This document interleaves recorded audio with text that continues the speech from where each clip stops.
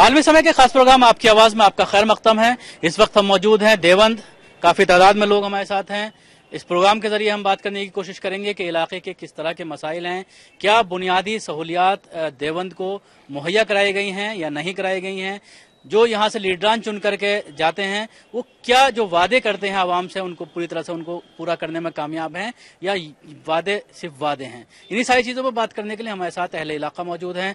Programme के इस पहले सेगमेंट में हम बात करेंगे किस तरह के बुनियादी मसाइल हैं, किस तरह के लोकल प्रॉब्लम्स हैं। देखिए, जहाँ तक मसाइल का सवाल है, मसाइल तो पूरे उत्तर प्रदेश में इतनी समस्याएं हैं कि जिनका समाधान जो है अब तक जितनी भी सरकारें आई हैं उन्होंने उसे गंभीरता से नहीं लिया है।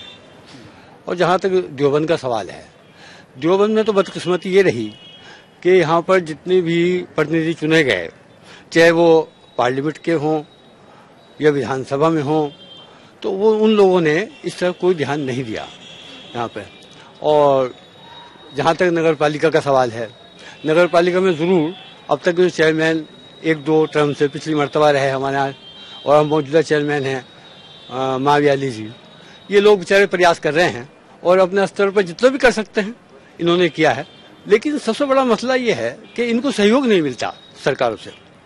अब जैसे पिछली मरतबा अभी यहाँ पे मंत्री जी आए आजम खान साहब, उन्होंने देवबंद के बारे में कुछ नहीं किया। हालांकि देवबंद एक विश्व में एक पहचाना स्थान है दारुल की वजह से, और यहाँ पर मंदिर है, उसमें तमाम देश नहीं बल्कि विदेशों से भी लोग आते हैं। लेकिन उसके बावजूद हमारी उत्तर प्रदेश सरकार इस पर कोई खास ध्यान नहीं देती और मुझे अफसोस है कि आजम खान यहाँ आए और उन्होंने देवबंद के लिए कुछ नहीं किया। इनका कहना है कि लोकल हुकूमत जो सरकार है वो पूरी तरह से उत्तर प्रदेश की इस इलाके को पिछड़ा रखे हुए है और कोई किसी तरह का ध्यान या डेवलपमेंट का काम नहीं हो रहा। सबसे पहले तो मैं देवबंद के बारे में आपको बताना चाहूंगा कि देवबंद हिंदुस्तान ही नहीं बल्कि पूरे विश्व के अंदर, पूरी दुनिया के अंदर जो है अपना एक स्थान रखता है। क्योंकि जहाँ एक तरफ यहाँ दारुल उलूम है विश्व प्रसिद्ध जो है, दूसरी तरफ जो है यहाँ तिरुपुर बाला सुंदरी का धाम है। और इन दोनों की वजह से जो है ये देवबंद पूरे हिंदुस्तान में नहीं बल्कि पूरी दुनिया में जाना जाता है। लेकिन अफसोस और बदकिस्मती की बात यह है कि यहाँ की सड़कें जो हैं वो चारों तरफ की सड़कें, चाहे वो देवबंद सहारनपुर रही हो, चाहे वो देहात की सड़कें रही हों, वो सबसे खराब हालात में है। दूसरा, बिजली की समस्या जो है वो बहुत जबरदस्त मात्रा में है। बिजली देहात की तो बिजली जो है वो बिल्कुल जो है नदारद है, बिल्कुल कट ऑफ कर चुकी, और शहर में भी 5-4 घंटे बिजली आती है। तो यहाँ की सरकार जो उत्तर प्रदेश सरकार है, मेरा मानना यह है कि जो सरकार हमसे वादे करती है चुनाव के समय में जो है सरकार उनको पूरा नहीं करती। और जो हमारे यहाँ के नुमाइंदे चुनकर जाते हैं इलेक्शन के वक्त तक तो वो बातें करते हैं, बड़ी बड़ी बातें करते हैं कि हम ये करेंगे वो करेंगे, लेकिन जो वो चुने जाते हैं उसके बाद जो है वो अपनी शक्ल दिखाना यहाँ गवारा नहीं समझते। दूसरी एक मेरा और बताऊंगा आपको जो है, मैं यहाँ पूरे हिंदू मुस्लिम समुदाय की बात करना चाहूंगा कि जैसे सच्चर कमेटी की रिपोर्ट जो लागू की गई थी उसमें ये कहा गया था सच्चर कमेटी में जो है कि हिंदुस्तान का जो मुसलमान है उसकी हालत हरिजन से बदतर है। लेकिन आज तक कोई भी सरकार यहाँ आई, जो भी सरकार आती रही, उन्होंने जो है उसे जो है पूरे तरीके से लागू नहीं किया। नंबर 2, मेरा एक मानना यह है कि यहाँ का किसान जो है वो बहुत बुरी तरह से जो है पिछड़ा हुआ है, आत्महत्या कर रहे हैं, गन्ने की समस्या है। आज आप टीवी और अखबार के माध्यम से देख रहे होंगे कि लोग जो है गन्ने की होली जला रहे हैं और वो कर्ज के तले इतने दबे हुए हैं कि लोग जो आत्महत्या करने में मजबूर हैं। बिल्कुल, इन्होंने गन्ने की बात की, किसान की बात की, उसके अलावा सड़क की बात की, बिजली की बात की, और किस तरह के इलाके के मसाइल हैं, चाहे वो एजुकेशन को लेकर अगर हम बात करें किस तरह के स्कूल सरकारी हैं या और जो मसाइल हैं वो किस तरह के हैं। मेरा कहना यह है कि देवबंद की सरजमी आलमी शोहरत याफ्ता है दारुल उलूम की वजह से। शहर को खूबसूरत बनाना चाहिए था, मगर यहाँ पे आज तक कुछ नहीं हुआ इस तरह का मामला। जबकि दारुल उलूम की वजह से यहाँ पे सदर जमहूरिया तक भी आ चुके हैं 2-3 पीरियड में, मगर कभी भी आज तक इसके खूबसूरत बनाने की कोई बात नहीं हुई। सबसे बड़ा मसला है यहाँ पे स्टूडेंट्स के खेलने का, न कोई स्टेडियम है, न कोई पार्क है, न कोई साफ सुथरी ऐसी चीजें हैं जहाँ पर बैठ के आदमी कुछ बातचीत कर सके। सड़कों का मसला है वो नगर पालिका अपना करती रहती है, यहाँ के चेयरमैन साहब बहुत अच्छा काम कर रहे हैं। और दूसरे यहाँ के तलबों का मामला है, अगर पढ़ाई के साथ साथ तालीम के साथ साथ इनका खेल का भी रखा जाए तो कैसा है, जबकि यहाँ पे सारे मंत्री आ चुके हैं मगर कभी किसी ने आज तक कुछ नहीं किया। बिल्कुल स्पोर्ट्स ग्राउंड की ये बात कर रहे हैं कि इलाके में एक अच्छा स्पोर्ट्स ग्राउंड हो ताकि जो तलबा हैं वो वहाँ पर अपना एक्सरसाइज कर सकें या खेल सकें।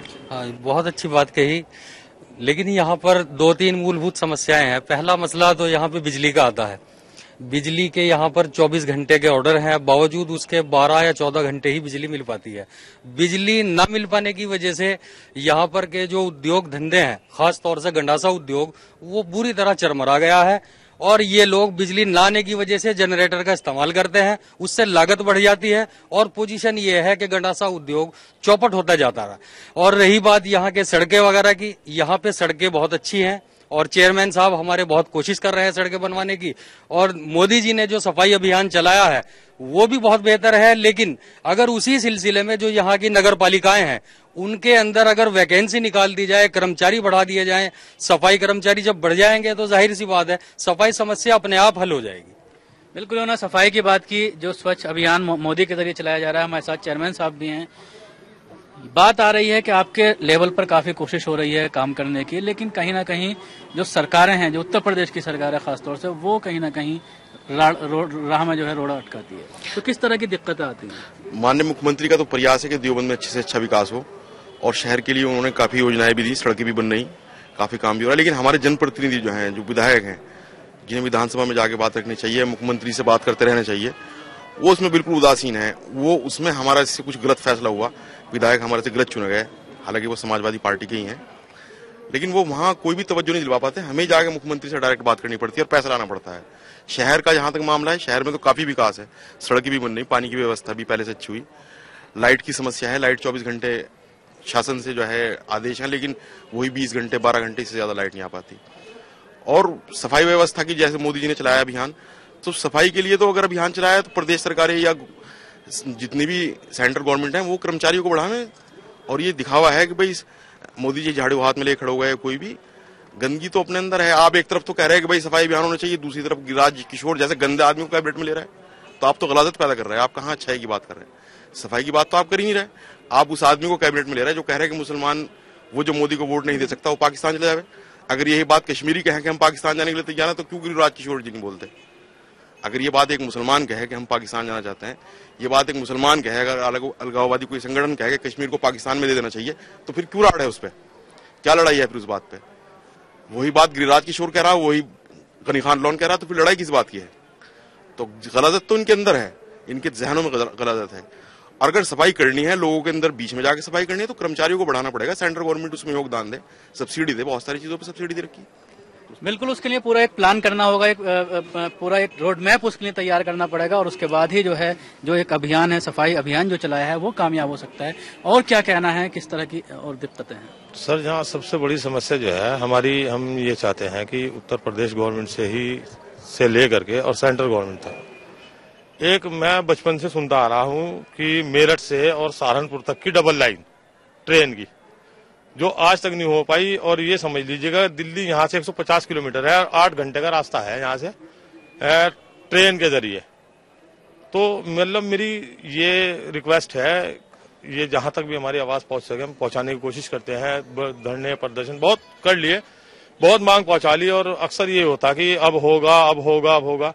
आज तक वो डबल लाइन नहीं हो सकी, जिसकी वजह से ये क्षेत्र और ज्यादा पिछड़ा हुआ, बहुत ज्यादा पिछड़ चुका।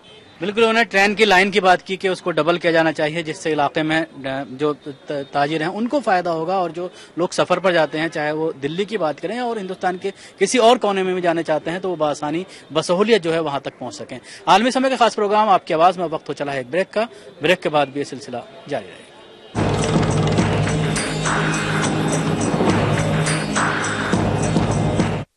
वो कॉलेज हॉस्टल वाली गर्लफ्रेंड का क्या हुआ? हमारा तो 6 महीने पहले ब्रेकअप हो गया था। फिर उस रात उससे कुछ देना भूल गया था, वही देने गया था। क्या? गुड बाय किस।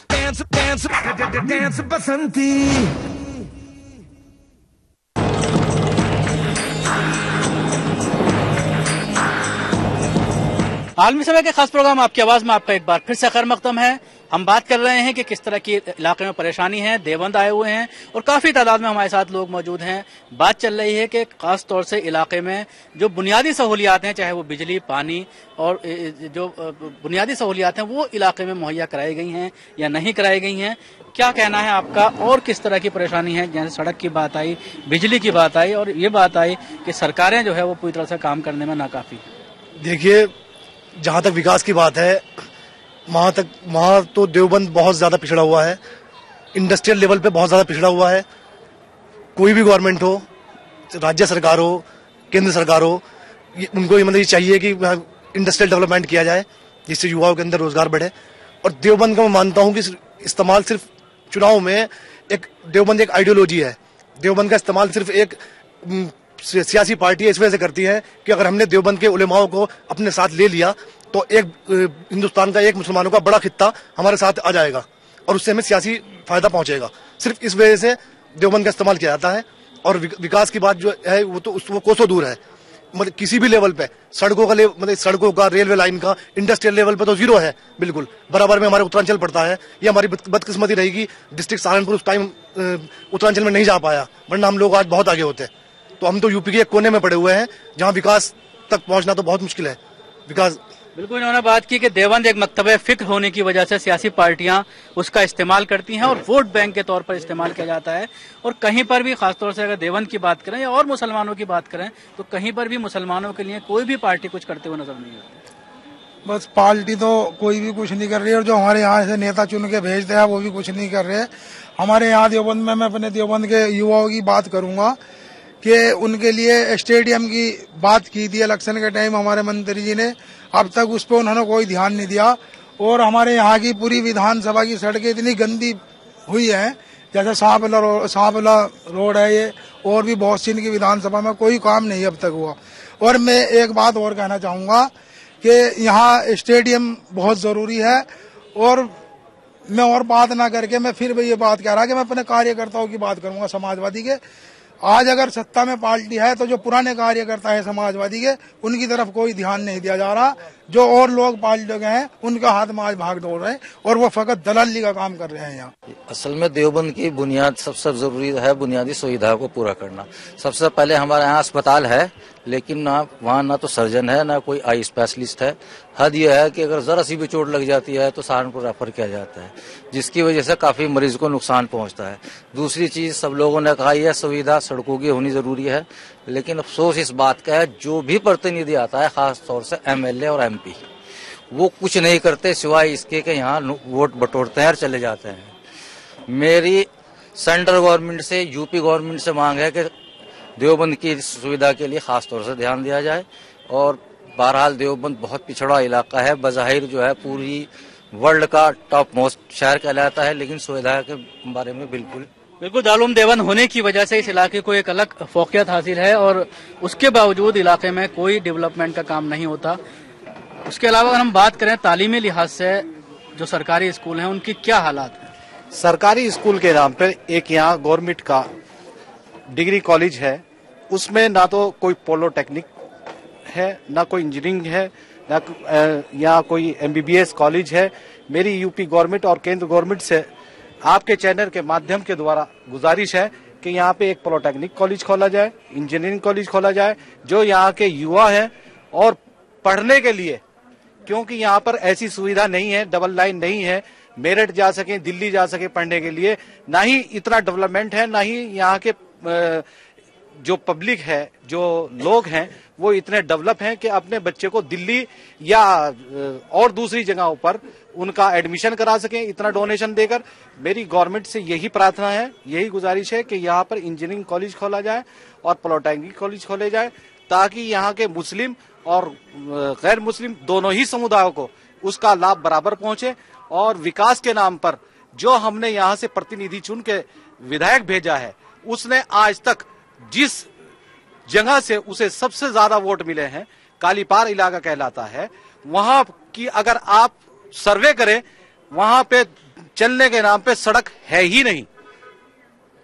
मेरी यूपी गवर्नमेंट से और केंद्र गवर्नमेंट से प्रार्थना है कि जल्द से जल्द ये रोड, ये डेवलपमेंट कराया जाए। हमारे मुख्यमंत्री इलेक्शन के दौरान जब यहाँ विधानसभा चुनाव चल रहा था वो वादा करके गए थे, खुद मुख्यमंत्री अखिलेश यादव जी वादा करके गए थे, और 2 साल 2.5 साल बीत चुके हैं स्टेडियम का। आपके चैनल के माध्यम से मैं उनसे प्रार्थना करता हूं और याद दिलाना चाहता हूं कि वो इस बात पर अपने किए गए वादे पर, जो जनता के सामने उन्होंने वादा किया था, उसे पूरा करने की कृपा करें। बिल्कुल, उन्होंने मामला उठाया हायर एजुकेशन का, उसके अलावा प्रोफेशनल एजुकेशन का, कि दोनों की इलाके में कमी है, कोई प्रोफेशनल कॉलेज नहीं है। हायर एजुकेशन के लिए लोगों को बाहर जाना पड़ता है और वो काफी खर्चीला होता है। मेरा नाम पप्पू प्रधान है, एक यही देवबंद के पास गांव इमलिया से ताल्लुक रखता हूं। हमारे यहाँ जो जनप्रतिनिधि चुने गए थे श्री राजेंद्र सिंह राणा, यहाँ की अवाम ने, मुसलमान ने बहुत दिल और जान से उनको चाह के बनाया और उन्होंने उनकी उम्मीदों पे सारे वो पानी फेर रखा। आज उसके विकास के जो होते हैं, उसके निधि के जो ठेके होते हैं, वो ठेके चल रहे हैं जगह जगह। जहां तक भी उनका कार्य चल रहा है, उस कार्य में एक भी मुस्लिम ठेकेदार नहीं है, सारे बीजेपी के आरएसएस के लोग उन्होंने लगा रखे और मुसलमान अपना आप को इसको चुन के अपना आप को ठगा हुआ महसूस कर रहा है। और मुख्यमंत्री जी भी आए थे, उन्होंने जिले की भी बात रखी थी, पहले भी कहा था कि मैं मुख्यमंत्री बना तो जिला बनाऊंगा, कोई जिला बनाने की अब तक कोई। जी बिल्कुल, इन्होंने जिस तरह से ठेके की बात की और अभी पीछे सरकार ने वादा किया था कि 20% रिजर्वेशन ठेकेदारी में मुसलमानों को दिया जाएगा, तो क्या वो अमल होता हुआ नजर आता है? नहीं, कुछ भी नजर नहीं आ रहा। फिलहाल तो जो है हमारे जो यहाँ की देवबंद की जो राजनीति फिलहाल जो चल रही है, जो हमारे जो क्या नाम जो राजेंद्र राणा जी है, उनको जो चुन के भेजा यहाँ से, जिस उम्मीद से लोगों ने बना के भेजा उनको कि हमारे यहाँ जो है विकास होगा या कुछ भी ऐसे मतलब काम कराएंगे, उन्होंने यहाँ सिर्फ देवबंद के अंदर जो है ग्रुपबाजी फैला दिया जी, ना के विकास जी। और जो है मतलब लोगों को जो है मतलब इसके बीच में आपस में लड़ाने का काम कर रखा जी, कि भाई जो है ये जो है मतलब अंसारी को और इनको इस तरह से जो है, जो चेयरमैन साहब अगर हमारे यहाँ काम करना चाह रहे हैं, माशाल्लाह जब से ये चेयरमैन बने इन्होंने बहुत काम किया है जी, मगर जो यहाँ के जो इनकी मेन जिम्मेदारी है, उन्होंने जो है मतलब यहाँ गुटबाजी फैला के जो है देवबंद को जो है विकास को रोका हुआ है जी।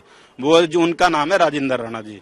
देखिए, सबसे पहले तो ये जब देवबंद नाम आता है, लोग बाग ये सोचते हैं कि देवबंद पता नहीं कैसे लोग होंगे, किस तरह जीते होंगे।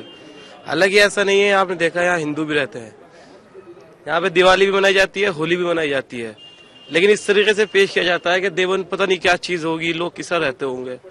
सबसे पहली बात तो यह है कि हमने राजेंद्र राणा को चुन के भेजा था, बहुत सारी उम्मीदें हमारी उसने टिकी हुई थी, उन्हें कार्य तो करना चाहिए था, लेकिन उन्होंने तो हमारी देवबंद को बांट दिया। हमारे चेयरमैन साहब माशाल्लाह से काफी अच्छा काम कर रहे हैं, काफी सड़कें बनी है, लेकिन उन्होंने इस तरह की पॉलिसी चली कि काम में बांधा बहुत डाल रहे हैं जी। आलमी समय के खास प्रोग्राम आपकी आवाज में वक्त हो चला है एक ब्रेक का, ब्रेक के बाद भी ये सिलसिला जारी रहेगा।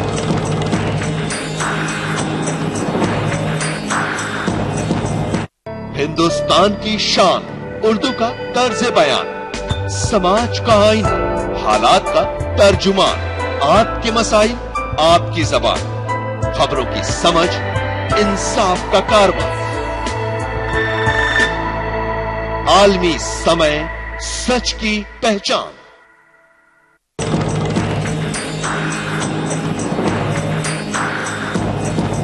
आलमी समय के खास प्रोग्राम आपकी आवाज में आपका एक बार फिर से खैर मकदम है। इस वक्त हम मौजूद हैं देवबंद में, हमारे साथ काफी तादाद में लोग मौजूद हैं, बात कर रहे हैं कि किस तरह की परेशानियां हैं, किस तरह की दिक्कतें हैं, और अब इस प्रोग्राम के सेगमेंट में हम कोशिश करेंगे कि इन मसाइल का हल क्या है, किस तरह से इन मसाइल का हल निकल सकता है। अभी बात आई, जिस तरह से देवबंद की बात आई, कि देवबंद का इस्तेमाल एक मकतब फिक्र के तौर पर किया जाता है और पूरे हिंदुस्तान में एक मैसेज जाता है, और अगर अपील जाती है यहाँ के जो उलमा हजरात हैं उनके जरिए, तो किसी एक पार्टी की फेवर में जाती है, लेकिन उसके बावजूद मुसलमानों के मसाइल ज्यों के त्यों हैं। बेशक ये मसाइल हमारे सामने हमेशा रहते हैं, लेकिन एक बहुत बड़ी प्रॉब्लम हमारे ये है कि हमारे जो यहाँ से नुमाइंदे गए हैं, वो MLA या MP जो भी गए हैं, उन्होंने हमारी आवाज़ को कभी सही से उठाया नहीं है।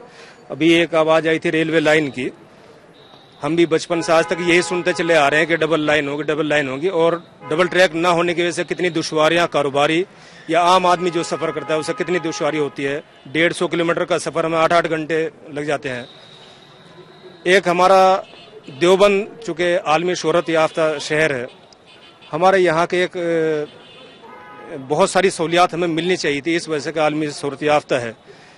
वो सहूलियात हमें स्टेट गवर्नमेंट से हमें उम्मीद है कि इस टर्म में इंशाल्लाह वो पूरी होंगी। वादा भी माननीय मुख्यमंत्री जी ने किया हुआ है, तो हम उम्मीद रखते हैं कि हमारे जो इस गवर्नमेंट के बाकी टाइम है इसमें ये हमारी डिमांड्स पूरी हो जाएंगी इंशाल्लाह। जी चेयरमैन साहब, क्या कहेंगे किस तरह से इन मसाइल का हल निकल सकता है, खासतौर से अगर मुसलमानों के ओवरऑल प्रॉब्लम्स की बात करें?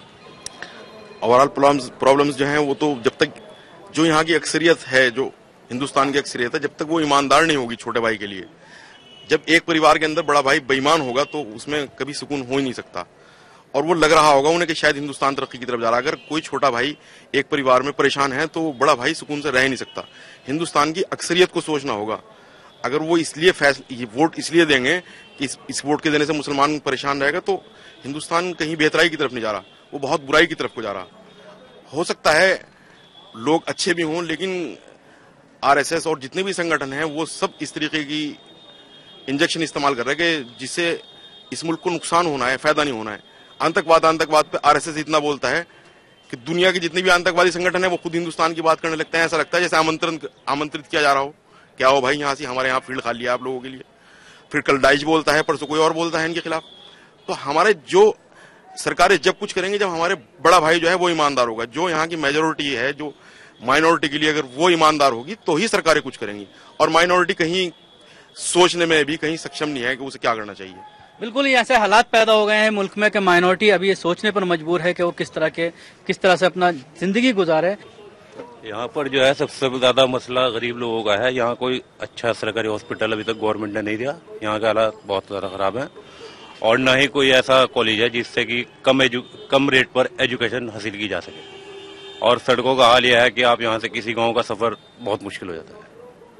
बिल्कुल, उन्होंने वही जो बात उठाई, सड़क का मामला उठाया, उसके अलावा और मसाइल की बात की। अभी जिस तरह से बात चल रही थी कि अक्सरियत जो है वो अकलियत को साथ लेकर चले तभी मुल्क तरक्की कर सकता है और आगे बढ़ सकता है। हाँ, अभी बात आई है यहाँ पे और हमारे चेयरमैन साहब ने कही है बात, ये हकीकत है। देखिए, आप एक घर में अगर बड़ा भाई प्रॉपर्टी के मामले में भी एक छोटा सा मसला है, बेईमानी करता है तो एक पूरा परिवार जो है डिस्टर्ब हो जाता है। ये तो पूरे देश का मसला है। तो इस देश के अंदर जब तक हमारे जो बहुसंख्यक लोग हैं वो ईमानदारी के साथ नहीं चलेंगे तो ये समस्याएं पैदा होंगी। और जहाँ तक मैं विकास की बात करना चाहता हूँ, विकास में मेरा मानना यह है कि जैसे हमारे यहाँ देवबंद है, इस देवबंद को पर्यटन स्थल घोषित किया जाए। दूसरा यह है कि अभी पिछले दिनों जब चुनाव के दौरान मुख्यमंत्री आए थे, उन्होंने जिला बनाने की घोषणा की थी, लेकिन 2.5 साल गुजर जाने के बावजूद आज तक कोई उस पर कार्रवाई नहीं हुई है। तो मेरी सरकार से मांग है, उत्तर प्रदेश सरकार से, कि एक तो हमारे देवबंद को पर्यटन स्थल घोषित किया जाए और इसको जिला घोषित किया जाए, तो उससे बहुत सारी समस्याएं दूर हो जाएंगी और यहाँ का डेवलपमेंट होगा। बिल्कुल बात की इन्होंने, इसको पर्यटन स्थल घोषित किया जाए तो उससे इलाके में डेवलपमेंट होगा। बात करें अगर आज़ादी के 68 वर्ष गुजर जाने की, तो उसके बावजूद मुसलमान बहुत ज्यादा पिछड़ गया है, न सिर्फ पिछड़ गया और पिछड़ता ही जा रहा है। क्या मैं आपके चैनल के माध्यम से एक बात बताना चाहता हूँ कि इस समय मेरी उम्र जो है 65 वर्ष है और मैं यहीं देवबंद के पास एक गांव में वहाँ का रहने वाला हूँ। मैं ये बताना चाहता हूँ कि ये देवबंद जो ऐतिहासिक नगर है, जिस पोजीशन में आज से 50 साल पहले था, उसी पोजीशन में आज भी जो का तू है। ये देवबंद के साथ जो है सौतेला व्यवहार है, चाहे वो केंद्रीय सरकार रही हो और चाहे वो प्रदेश की सरकार रही हो। मैं इसका एक उदाहरण आपको दूंगा कि पिछले दिनों सितंबर के महीने में यहाँ सांप्रदायिक दंगे हुए मुजफ्फरनगर के अंदर। उसकी आंच हमारे यहाँ भी आसपास के मुस्लिम जो हिंदू इलाके थे, हिंदू गांव थे और वहाँ चंद मुस्लिम रहा करते थे, उनके साथ में जो है वहाँ गोली कांड हुआ। ये रणखंडी गांव हमारे पास में पड़ता है, वहाँ एक बुजुर्ग को गोली मारी और उन्हें मजबूर कर दिया वहाँ से गांव छोड़कर भागने में जो है। तो सरकार जो है बिल्कुल कतई गूंगी और बहरी बनी हुई है, चाहे वो केंद्रीय सरकार रही हो चाहे वो प्रदेश की सरकार रही हो। हमारे चेयरमैन जो मौजूदा चेयरमैन है माविया ली जो है, उनकी रात दिन मदद कर रहे हैं। वो गांव छोड़ कर चले आए हैं और वो बेचारे जो हैं कहीं किराए के मकान में, कहीं दर बदर की ठोकरें खा रहे हैं। आज तक इस सरकार ने जो है 1 नया पैसा उन्हें नहीं दिया। वो घर छोड़ आए, घर बार भी छोड़ आए। तो मैं आपके चैनल के माध्यम से सरकार के तक ये बात पहुंचाना चाहता हूं कि मुसलमान के साथ में सौतेला व्यवहार क्यों? सरकार को चाहिए कि यहाँ हिंदू और मुसलमान इस मुल्क के जो है एक दायां हाथ है एक बाएं हाथ है, और जब तक हम दोनों हाथ को साथ लेकर नहीं चलेंगे इस प्रदेश की, इस देश की तरक्की संभव नहीं। बिल्कुल, मुसलमानों के साथ सौतेला व्यवहार क्यों? जब तक साथ लेकर नहीं चलेंगे तरक्की नहीं होगी, इनका कहना है। सही कह रहे हैं। असल में एक तो इल्जाम हमारे पे कम्युनिटी का लगाया जाता, और कम्युनिटी का इल्जाम लगाने के बाद जो है हम पर दहशतगर्दी, शिद्दत पसंदी, इस तरह के इल्जाम लगाकर हमें उलझा देते हैं। जब जब विकास के काम आते हैं, तरक्की के यात्री काम कराना चाहते हैं, उत्तर प्रदेश भी तरक्की काम करा रही है, और जहां तक देवबंद का नंबर जब आता है तो, और दूसरे उत्तर प्रदेश में पूरे, तो हमें इसमें उलझा दिया जाता है। हमारे यहाँ सबसे ज्यादा जो है कम्युनिटी की बात करने वाले जो लोग हैं वो ज्यादातर नेता हैं। आज जो है जब वो जीत कर जाते हैं यहाँ से तो सिर्फ अपना विकास करते हैं, कॉन्टिनेंटल होटल खोलते हैं, बड़ी बड़ी शराब की भट्टे लगवाते हैं, और दूसरे जो है भ्रष्टाचार और बदमाशी तो चली रही है। देवबंद के विकास के लिए उन्होंने आज तक कुछ नहीं किया। यहाँ पे सिर्फ जो है वो उद्घाटन के लिए आते हैं, किसी तकरीब का, किसी जलसे का। उसके अलावा आज तक जो है उन्होंने कोई सड़क वड़क का कोई काम नहीं कराया। जो उन पर जिम्मेदारी थी वो नहीं कराते हैं, तो फिर कहीं की नुमाइंदगी कर रहे हैं देवबंद की वो। तो मैं उनके आपके चैनल के माध्यम से ये कहना चाहता हूँ कि इस तरह के जो प्रतिनिधि हैं वो पहले जनता की आवाज सुने और जनता का काम करे, तो आगे जीवित तो पहुंचेंगे आप।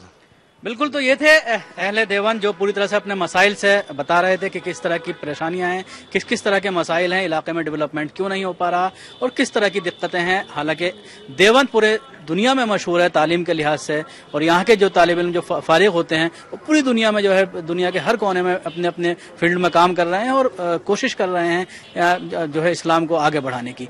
आलमी समय के खास प्रोग्राम आपकी आवाज़ में आज बस इतना ही। अगले हफ्ते फिर किसी और नई जगह से हाजिर होंगे। खुदा हाफिज।